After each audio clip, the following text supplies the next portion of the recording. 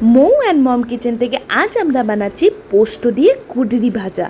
আর আমি অলরেডি এটা ম্যারিনেট করে রেখে দিয়েছি। লম্বা লম্বা করে কুঁদরি তো আছেই, তার সঙ্গে কী করছি, প্রথমে নুন, হলুদ আর কাশ্মীরি লাল লঙ্কার গুঁড়ো দিয়েছি, এখানে পাতলা করে পেঁয়াজ কেটে ওটাও দিয়ে দিয়েছি, আর দিয়ে দিলাম সর্ষের তেল।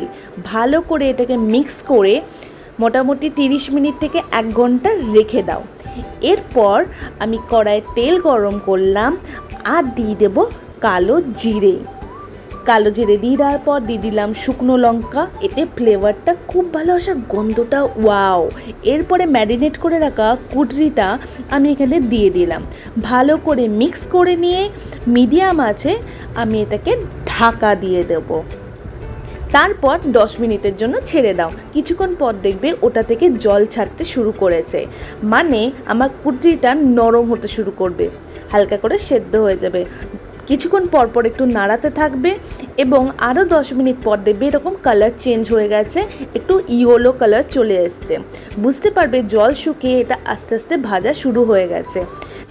এবার আমরা যখন দেখব কুঁদরিটা প্রায় ভাজা কমপ্লিট, তখন ওপর থেকে পোস্ত ছড়িয়ে দেব। ভালো করে মিশিয়ে নিয়ে 5 মিনিটের জন্য রেখে দিলেই পোস্ত দিয়ে কুঁদরি ভাজা একদম রেডি। চলো তাড়াতাড়ি গরম ভাতে পরিবেশন করে ফেলি। আমাদের চ্যানেলটাকে ভালো লাগলে প্লিজ সাবস্ক্রাইব করে দাও। আজকের মতো টাটা।